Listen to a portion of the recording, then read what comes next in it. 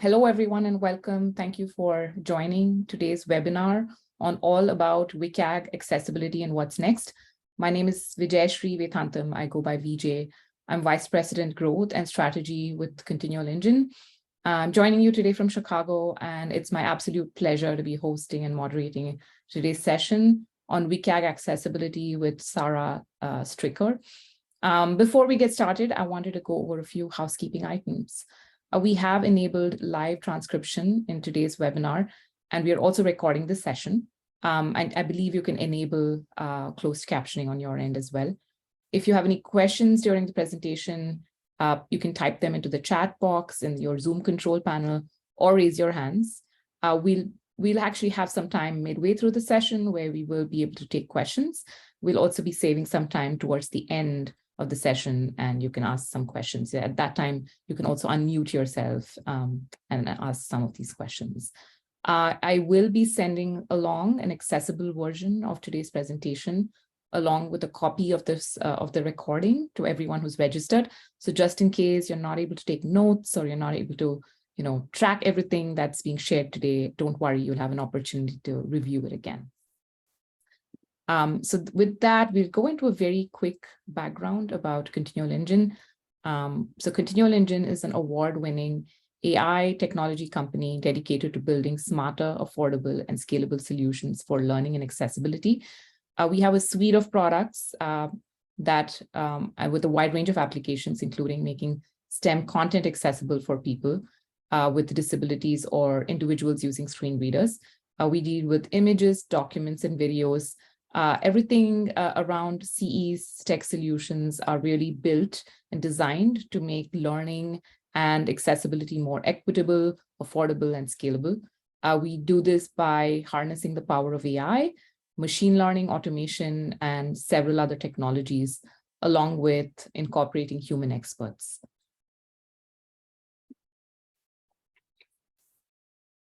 I see we have a question. Okay, I see. I will enable chat in a moment.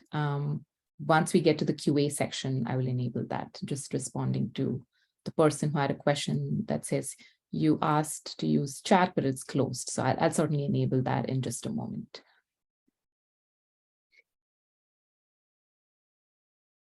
Okay, so my name is Vijayashree. As I mentioned, I'm VJ.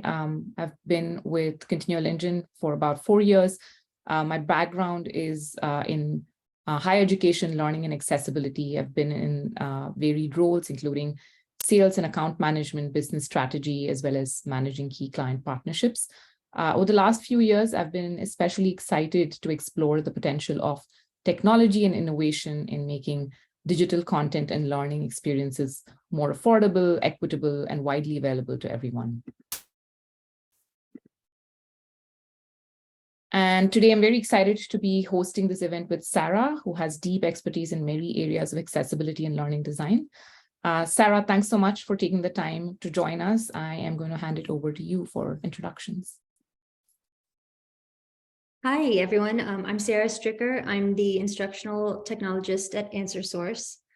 I manage a team of e-learning developers and consult on educational technology solutions, which have increasingly focused on accessibility. I've worked in and with higher education teams for over 10 years, both as an instructor and as an instructional designer and in educational technology. I hold a master's degree in communication studies, and I'm a web accessibility specialist certified by the International Association of Accessibility Professionals. Then we can talk about ansrsource. So ansrsource partners with educational institutions, business enterprises, nonprofits, and educational publishers to design and create learning content. So this could be course or program design and implementation. It may be assessment design. It could be custom tools or educational games. We've even developed our own mobile-first learning management system called GranuLearn. So ansrsource has a wealth of expertise in pedagogy and educational technology. We're really great at producing quality solutions quickly and at scale. And over to you, PJ. Thanks, Sarah. So just before we dive into the session topics, I want to briefly cover what today's webinar is all about. The Web Content Accessibility Guidelines, known as the WCAG, are the international standard for digital accessibility. In early 2023, WCAG is scheduled to release the latest update of the guidelines, which is version 2.2. So if you are an accessibility expert or someone who is actively participating in ensuring digital accessibility, you know it's very critical to stay up to date on the latest guidelines and best practices for creating accessible digital content. With that in mind, what we wanted to do today is really create a learning opportunity for everyone to understand the background of WCAG, the architecture of the WCAG guidelines, and the future of WCAG. Therefore, just so everyone understands the context and the time that we'll be spending together, we're going to be primarily focused on providing an informative session on the WCAG and help differentiate the changes in the latest guidelines, and also help provide some guidance on the preparation for the WCAG updates. And the basic topics we're going to be covering today is going to be, as I mentioned, a background on WCAG, which is very interesting because a lot of us know WCAG came about, but we don't always have context on the background, its origin. So that's something that Sarah's going to be covering today, as well as the structure. And then we're going to compare WCAG to accessibility, instructions on how to test for WCAG compliance, which is really important and critical, as well as some insights on upcoming changes to WCAG, which is WCAG 2.2 and WCAG 3. And with that, we will go into our first topic. Thank you, Vijay. So if you were meeting someone for the first time, for instance, on a first date, and you wanted to get to know them, and you wanted to ask, who is this person sitting across from me? You would probably ask questions about their background, and you may ask about their values, and you might discuss their goals for the future. And then you might compare this information to your own identity and see how you match. And that's how I want to approach today's introduction to the Web Content and Accessibility Guidelines, or WCAG. So like a first date, let's approach that question, what is WCAG, by learning about the history of WCAG, the values of WCAG, and where the guidelines intend to go in the future. So we'll start with the basics. Put simply, the WCAG are a list of recommended practices for developing web content to be accessible for as many users as possible, especially users with disabilities. So next slide, please. First of all, we should understand basically what web content is. On this slide is a screenshot of my desktop. Web content is what we directly experience on a web page, such as the text, the images, the videos, and sound. It also includes the structure, the markup, and the presentation of the web page. So for example, on my screenshot here, the word Google on the Google homepage is web content, and the behavior of the search bar on the Google homepage is also included in web content. I've called this area out inside a green square on this slide. And once we move outside of the web page, such as if we move into our bookmarks bar or into the address bar of the browser window, this is outside of web content. So the WCAG were not designed to cover tools like web browsers, software, and content authoring tools. However, many of the principles and guidelines of WCAG can be applied to any digital tool. Note that there are specific sets of guidelines that apply to content authoring tools, and then there are also guidelines that apply for user agents, which include web browsers, and those sets of guidelines align closely with WCAG, but they're different. All right, next slide, please. So the WCAG guidelines are organized around 4 general principles of accessibility. These principles are that web content should be perceivable, operable, understandable, and robust. So the acronym POUR is an easy way to remember these principles. Perceivable means that the content should be detectable by users with disabilities. Operable means that users should be able to interact with that content as expected. Understandable means that the content should be readable, comprehensible, and predictable. And then robust means that the web content should work for all users, regardless of the device that they may be using to interact with that content. So within those four principles, there are 13 guidelines. And then within each guideline, there are several numbered success criteria. The success criteria provide objective rules for meeting each guideline, along with instructions on how to comply. So in WCAG version 2.1, there are 78 success criteria. Next slide, please. For example, under the perceivable principle numbered 1, the first guideline is titled Guideline 1.1 Text Alternatives. And that guideline is provide text alternatives for any non-text content so that it can be changed into other forms people need, such as large print, braille, speech, symbols, or simpler language. Now, within guideline 1.1, there is one success criterion, 1.1, called non-text content, with a level A conformance level that states all non-text content that is presented to the user has a text alternative that serves the equivalent purpose. Okay, it then goes in depth into how to meet 1.1.1 for instances like sensory experiences, time-based media, or purely decorative content. So the 78 success criteria cover rules for text, images, videos, audio, input forms, page navigation and structure, responsiveness, and many other elements. Thankfully, all the WCAG guidelines and success criteria are well documented and thoroughly explained on the WCAG website, including examples of successful implementation and failures. All right, next slide, please. So who decides what the guidelines are? So the WCAG are developed by W3C's Web Accessibility Initiative. Well, what is the W3C? The W3C stands for the Worldwide Web Consortium. And the W3C is an international organization that develops web standards, including standards for rendering web pages. So the consortium maintains standards for things like HTML, CSS, SVG, if you're familiar with the image files, among others.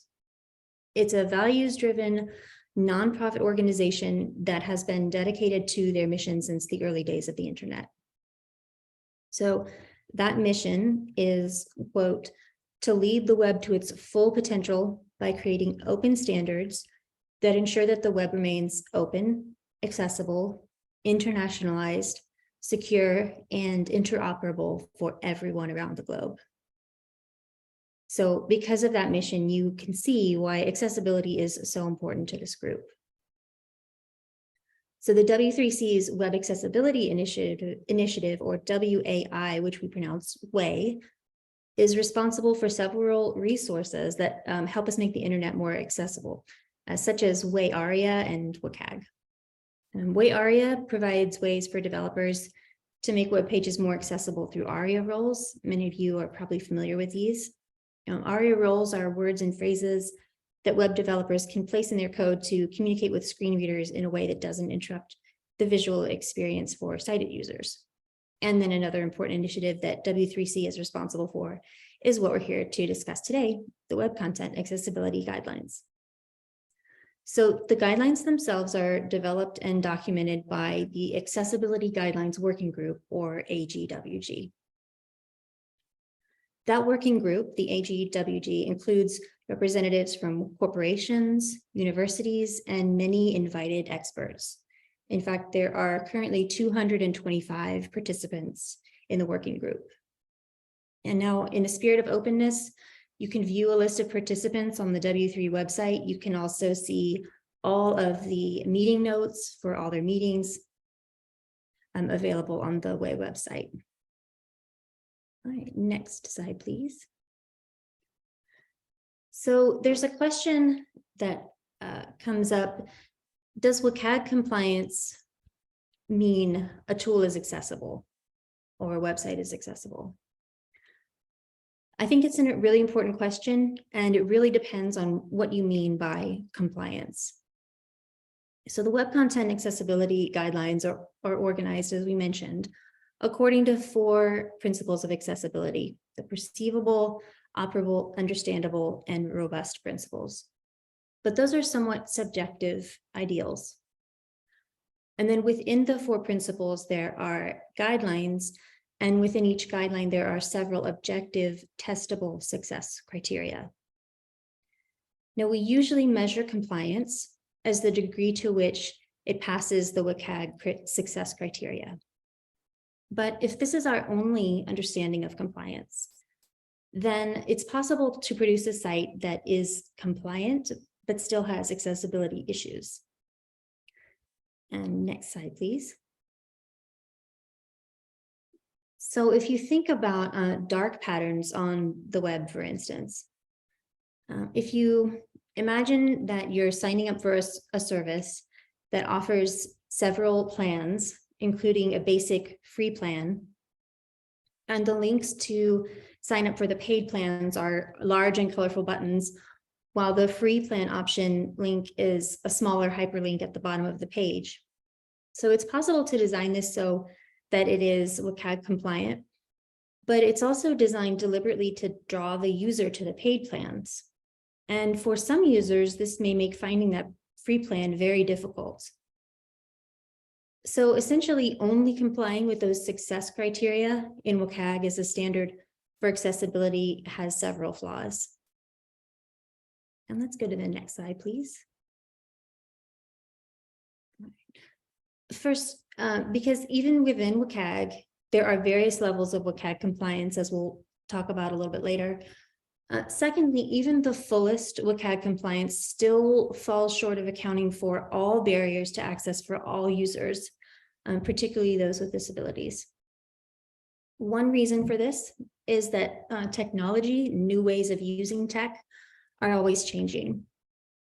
In 1999, when the first WCAG guidelines were published, the web consisted of web pages hosted on the internet that were typically viewed, on your desktop computer. But now we view web content on devices as small as a watch, and the web overlaps with games, virtual reality and augmented reality, mobile apps, and even kitchen appliances. So there's still work to be done to account for accessibility in these areas. Alongside the evolution of technology, our awareness of the needs of different disabilities is always evolving. The latest WCAG success criteria, WCAG 2.1, do not fully account for the struggles of all disabilities, and the working group fully acknowledges this. So the next edition of WCAG seeks to address some of the shortcomings in the standards for users, especially with cognitive and learning disabilities, for instance. So in short, if you comply with the WCAG success criteria in your design, that's great. You are doing very well to include as many users as possible.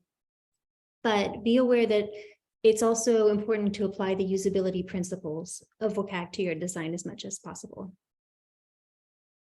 Okay, let's move to the next slide. So another question, what is the difference between WCAG 2.0 and WCAG 2.1? Well, the first version of the Web Content Accessibility Guidelines was published in 1999, and that was WCAG 1.0. WCAG 2.0 was launched in 2008, and WCAG 2.0 is really the beginning of WCAG as we know it. It introduced the 4 principles as categories for organizing the guidelines. It provided extensive instructions on how to meet the success criteria, and it accounted for dynamic web pages and assistive technologies. WCAG 2.0 was extensive enough to become an international standard for accessibility, and many countries still use WCAG 2.0 as the compliance standard for digital accessibility. So WCAG 2.1 was released in 2018. It uses the same architecture as WCAG 2.0, and it's backwards compatible. WCAG 2.1 adds several success criteria. The new success criteria are directed to assist mobile device users and users with cognitive or learning disabilities and users with low vision. For example, WCAG 2.1 includes a new requirement that web pages should work whether they're in portrait or landscape mode and shouldn't be restricted to either. And that helps users on mobile devices, especially if their mobile device is in a fixed position, such as a wheelchair arm. In total, there are 17 new success criteria in WCAG 2.1. And other than the additional success criteria, 2.1 is identical to 2.0 in a structure. Okay, Hi, Sarah. There's one question. Sure. There's one question that's come up from Pawan, which says, can content implemented using markup languages, can the status messages be determined? Can you say that again? Sure. Can content implemented using markup languages, can status messages be determined? That's what the question asks. If it's labeled correctly in the markup language, it should be able to be picked up in whatever method it's, depending on how it's labeled, either with a screen reader or with, an alert. So it should be able to be picked up if it's labeled correctly. Okay, thank you.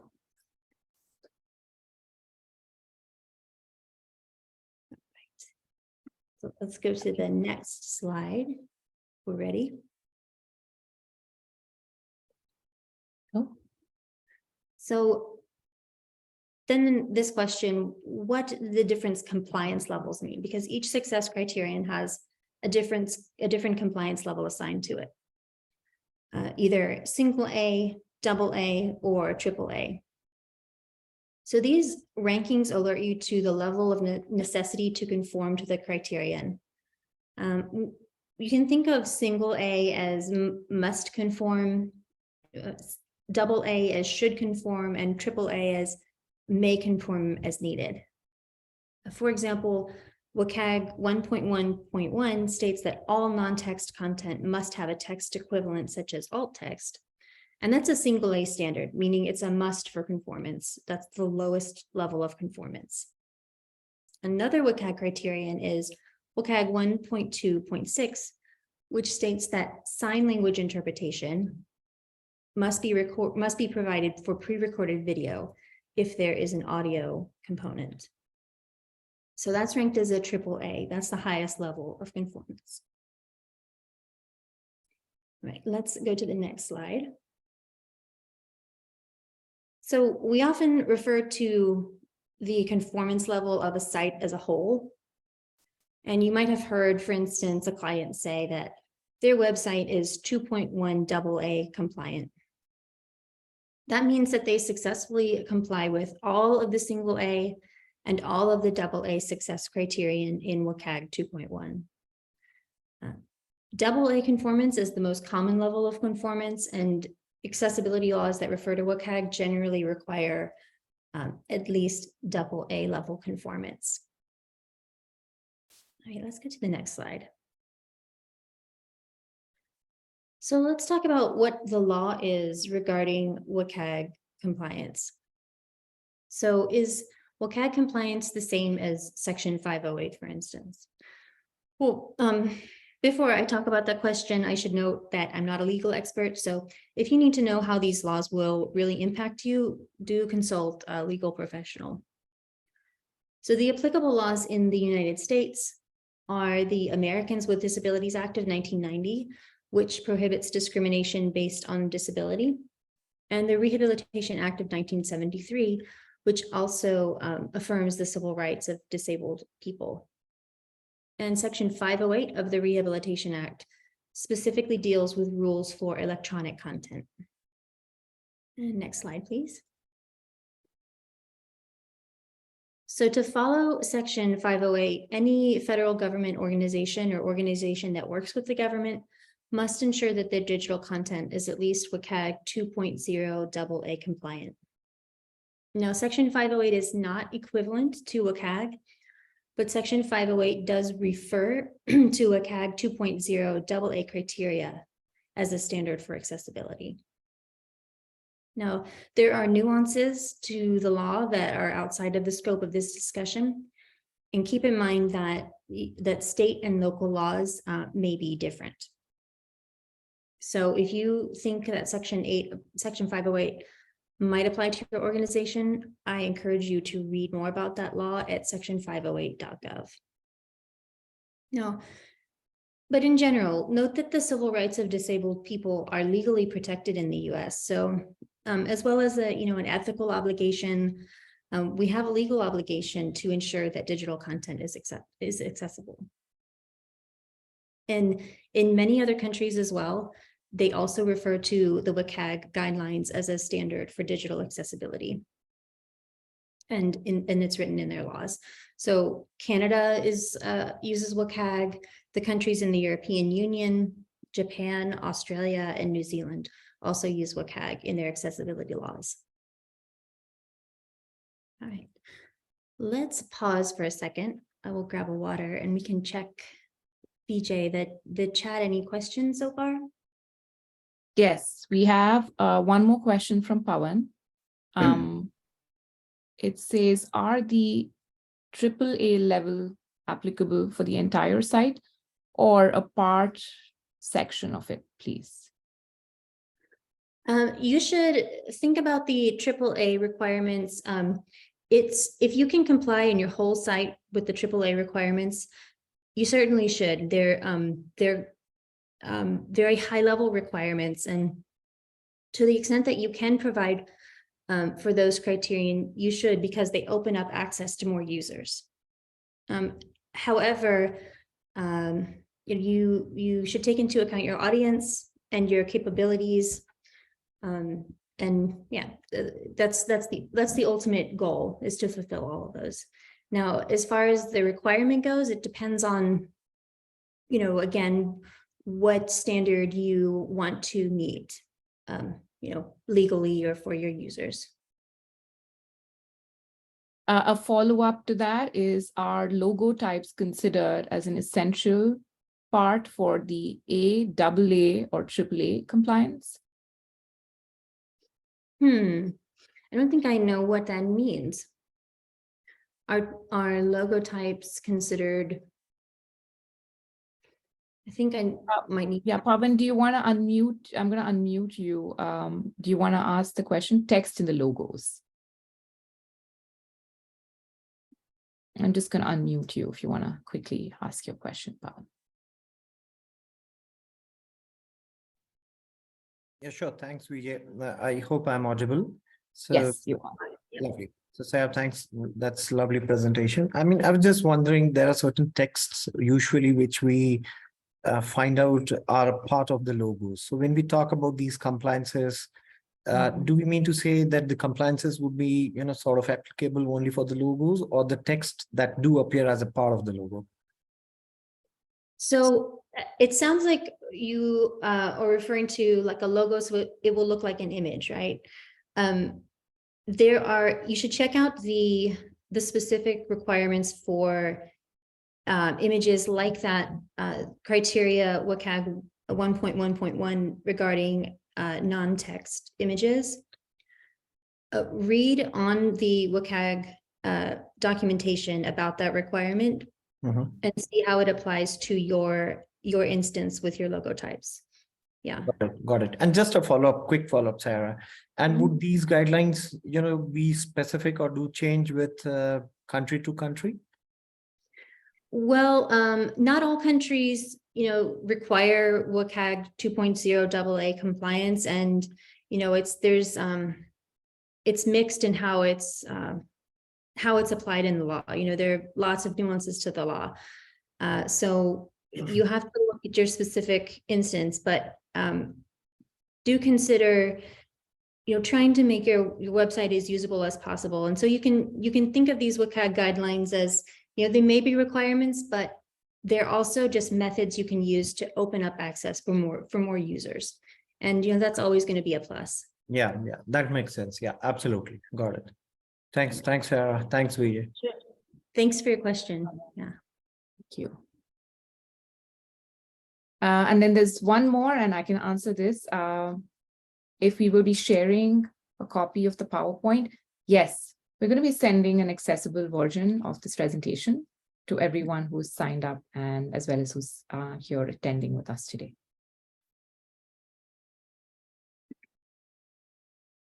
Okay, if there are no other questions, and we will have time again, we will actually in a few more minutes, we should be circling back to taking some questions again. So we'll continue with our next segment of this webinar. Sarah, I'm going to move to the next slide. Sounds good.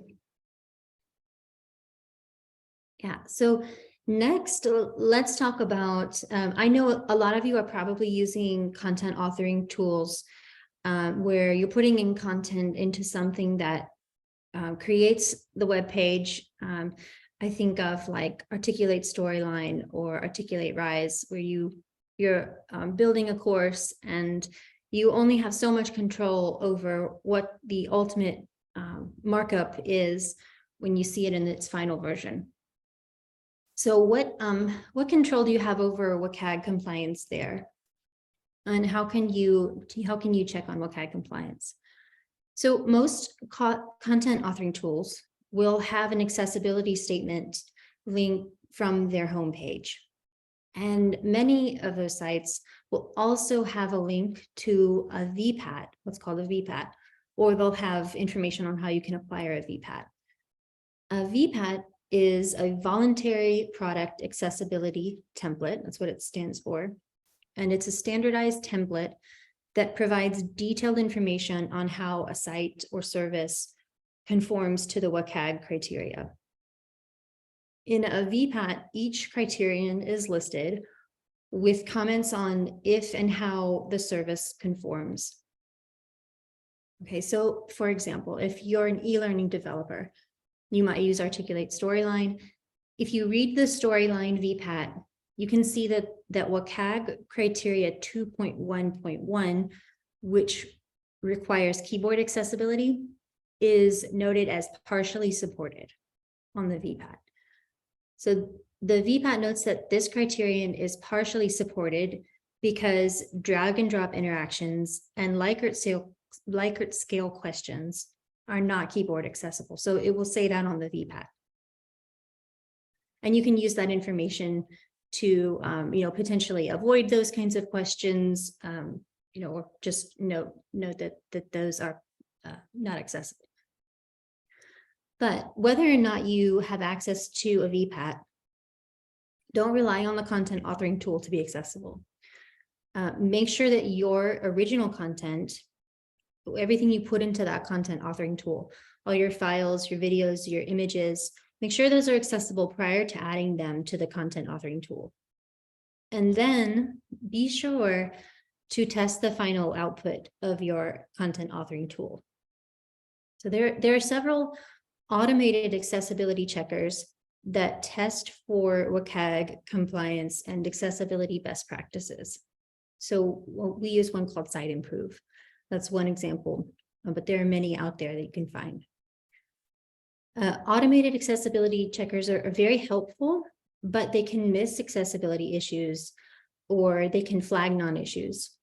For instance, an automated checker can find alt text. It will detect that alt text is there, but it can't detect if the alt text provided actually is meaningful, if it matches the image it describes. So while VPATs and automated checkers are great tools and great references, it's crucial to have some understanding of the WCAG guidelines to be able to interpret these tools.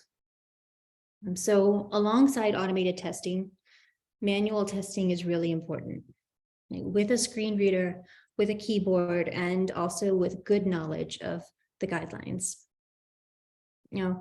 The WCAG site has tons of information on how to apply the guidelines. Like it has examples of good usage, it has examples of failures on each criterion. So I would encourage everyone to visit the documentation and spend some time exploring the guidelines on the site. And you can find that documentation. I would start with w3.org/WAI, or you can search for WCAG quick reference. I have that bookmarked, it's a good one. WCAG quick reference to get started. Can I just add something there very quickly? So we do have a section on resources, just in case you were not able to catch that. Don't worry about it. We've included a set of resources that will be very helpful for you for ongoing reference. All right, and we can move to the next slide. Right, so now let's talk about what's next for WCAG. So the long-term goal of WCAG is to release WCAG 3. This goal is still several years away, but the current plan for WCAG 3 will be a new structure for the standards and a new conformance model. WCAG 3 will be broader in scope to cover more than just web content. Web content will be more flexible for different kinds of devices. So the stated goals for WCAG 3 are that it will, quote, be easier to understand, cover more user needs, including the needs of people with cognitive disabilities, and be flexible to address different types of web content, apps, tools, and organizations. Yeah. Another proposed aspect of WCAG 3 that I think is interesting is that it will include different ways to test the criteria. So some of the criteria will be atomic tests, meaning those are pass-fail tests for specific elements, while some of the criteria will require holistic testing, like where you will need to test your whole site or your whole application to comply with those criteria. Now, there aren't a ton of details about WCAG 3 besides what I've just stated. It's very much still under construction, but they are welcoming feedback. And if you would like to explore the working draft and provide feedback, it's available for review on the website. And like BJ said, that link will be in the resources page that we provide. Right. We can move to the next slide.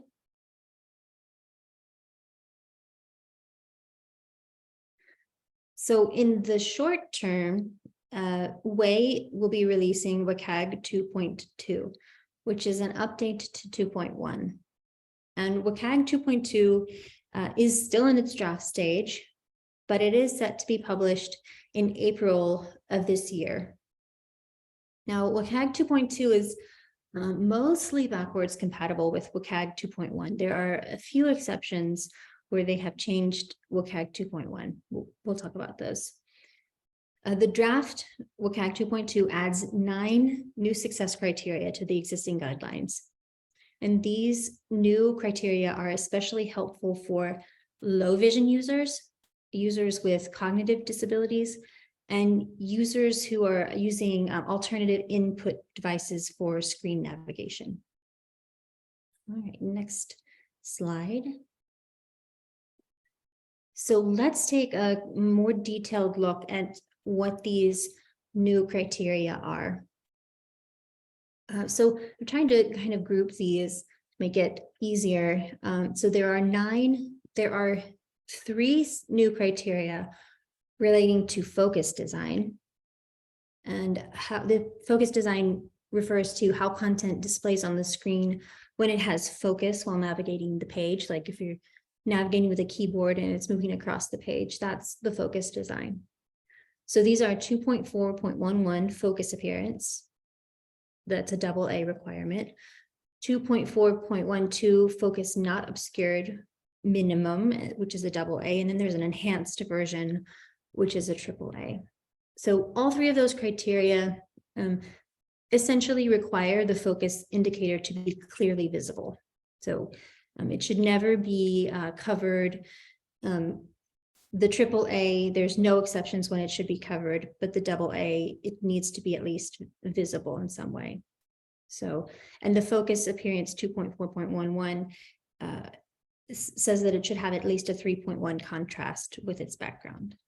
So basically saying, make sure that focus indicator is visible. All right, next we have a criterion that restricts dragging movements. So this is 2.5.7 dragging movements. It's a AA requirement. So dragging movements should also be able to be achieved with a single pointer, so that people don't have to drag if they aren't able to or don't want to do that. Then there's a criterion that requires having a large enough target area for button activation. That's target size 2.5.8 minimum, which is a AA requirement. And that is basically saying that target areas for pointer inputs need to be at least 24 by 24 pixels. So there needs to be enough space for people to press those areas. There's a criterion that makes help easier to find on a web page. That's 3.2.6 consistent help. That's a single A requirement. So remember, that's the lowest compliance level, meaning that help options should always be consistently displayed across the page. So it should be on the same place on each page in your site. Then there are two criterion that restrict the use of cognitive tests for authentication tests, such as for password retrieval. So these are 3.3.7 accessible authentication AA, and then there's one which is a requirement with no exceptions, and that's a AAA requirement. So this is essentially saying to avoid cognitive function tests for accessible, to avoid this cognitive function test. So for instance, they're saying provide alternatives to this, such as like an email validation. So this is especially helping people with cognitive disabilities. And then lastly, there is a criterion that makes forms easier to complete by requiring them to auto-fill repeated fields. So that's 3.3.9 redundant entry. This is a single A, crucial to complete requirement. This is saying that if you enter in information on a form, such as your name, then you shouldn't have to repeatedly fill out the same information for the same field. So if you have a field that says first name, you put in your first name, that should be auto-filled on all other fields where it asks for your first name. Okay. So Sarah, do we have time for a question? Sure. Yeah. So Pawan's question is, with the new accessibility law for the EU, I believe it's in June 2025, for the European market, need to comply with WCAG 2.2 or WCAG 3? I don't know the specifics of that law, but I will say that I doubt any laws will be using WCAG 2.2 as their standard, because it's not even published yet, and they are planning to publish it in April. But at the time that I actually was really writing this, they were planning on releasing it in January. So it's being delayed a lot. So I doubt that there will be any laws that are requiring 2.2. But I think it's important to know that these are being added to a new version of the standard, so that you can prepare for if they do eventually become required, or because it's good for your users. Thank you. Yeah. Lastly, there are two changes that WCAG 2.2 is making to WCAG 2.1. One is that the requirement for focus to be visible, which is 2.4.7, is changing from a AA to a single A. So it's moving from should conform to a must conform. So your focus should really be visible. And then lastly, the requirement of 4.1.1 in previous versions of WCAG is basically obsolete. It's talking about writing HTML in a proper format. It's covered by other criteria now, so it's basically obsolete, and they're removing it. Yeah, browsers are more able to interpret HTML in a way that that requirement isn't needed anymore. Yeah. So that's the rundown. Is there another question before I just move on to the next slide, BJ? No questions as of now. I think we are good. I think that's a lot to process. We can move on to the next slide. So I want to talk about just generally how can you prepare for 2.2. So addressing Pawan's question again, that it's not yet published. So it is in its draft stage. These criteria are still subject to change, but this is the draft as we have now. So I recommend watching that space for changes. So regardless, if you're designing a tool that you want to make sure can be maintained for a while, you might want to go ahead and use the criteria in your design. I mean, not only will it help the usability of your site, you'll be able to include more users and be prepared for future compliance requirements that may come down. So the first step to comply with WCAG 2.2 is to go ahead and comply with 2.1. Since 2.2 is mostly backwards compatible, meaning it just adds those 9 extra criteria. All right.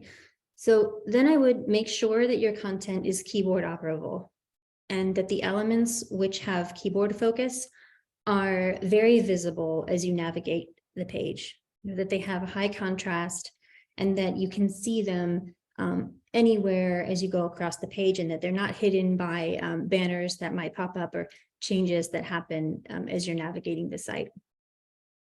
So the focus indicator should be easy to see. Next, I would avoid drag and drop functionality, or make sure that you have a single click alternative. And then make sure that you have sufficient area between buttons or clickable areas. So make sure that that's a large target size. If you have multiple web pages, make sure that that help feature is consistently located in the same location across all your pages. And then if you have a password authentication method, make sure that you provide an alternative way for your users to retrieve their password without completing a cognitive test. So one alternative is to provide an email validation method. So where they can, you email them a link and then they can click the link in their email to get to that. And finally, make sure that you're programming form fields to automatically fill in fields that are repeated, such as names and addresses. Okay. All right, and so next slide, Vijay. All right, well, so I hope that you've gotten to know WCAG a little bit better. Thanks for your attention so far. If you remember one thing today, I would say to explore the resources at w3.org/WAI or w3.org/way, because there's so much information there. It's, again, openness is a part of their mission. So it's all freely available. It's all for all levels of expertise, and it's also accessible. So please check that out. All right, thank you. And let's have a discussion. Any questions?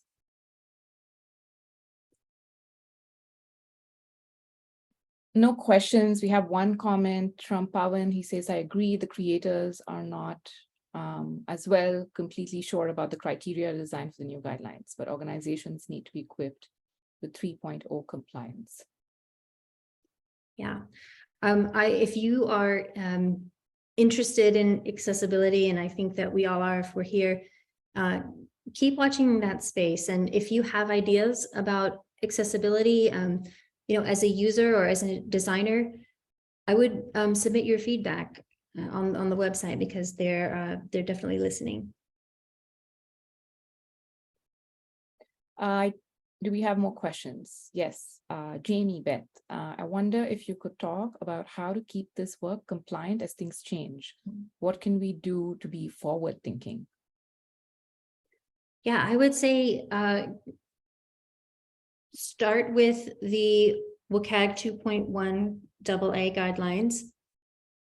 Make sure that you are compliant with those, and then move from there. Think about what these next guidelines are, and implement them if you're able. I mean, it's if you're able to make your focus indicators a little bit brighter, a little bit more contrasted, then I would go ahead and do that. If you find that as you're navigating the page that focus indicator is disappearing because of banners that are popping up, then I would go ahead and fix that. Even if that's something that ultimately, I think that's probably going to stay in the draft, but if for some reason that is removed from the draft, that's a good usability practice, right? So that's not going to harm your users for doing that. Thanks, Sarah. And thank you, Jamie, for your question. Do we have more questions? You can also raise your hand and I can unmute you so you can talk if you'd prefer to ask a question rather than type it out. Yeah, I know we have lots of experts here today. So if anyone has, broad comments or extra information to add to the group, that would be amazing as well. Absolutely.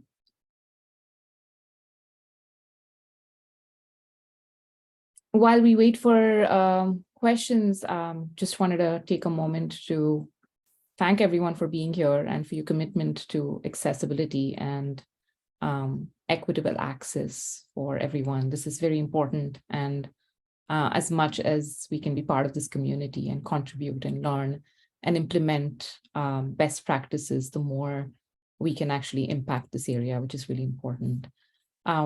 Sarah spent time also putting some resources together that we thought would be helpful. We will also have, I would say, a captioned version of this webinar, this video, available to anyone who, joined us today, but was not able to either take notes or wants a second look. We also are happy to connect with you if you'd prefer to reach out and send questions or ideas or thoughts. Please reach out to us, contact@continualengine.com. Just to share some context, Continual Engine's focus has been on born accessible content. So we have a suite of products as well as solutions and services that we provide to really encourage people to create content that's accessible and make it very affordable to do so. So again, we welcome your interest in our organization as well as our work. Ansrsource is committed to equitable and accessible learning solutions and custom content for all. So this is basically something we've been passionate about. Thank you, Pawan. Thank you, John, and for everyone who's here today. I don't want to hold you. I believe we are going to wrap it up, but if you again have questions, please reach out. Don't want to hold out here. Thanks for your time, and we look forward to staying connected. Bye, everyone. Thank you.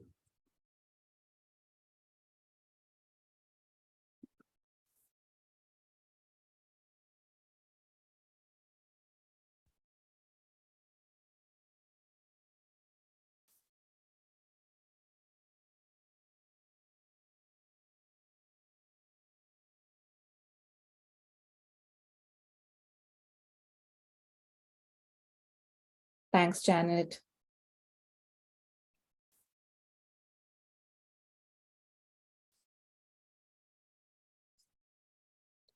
All right. Bye, everyone. Have a good rest of the day or evening.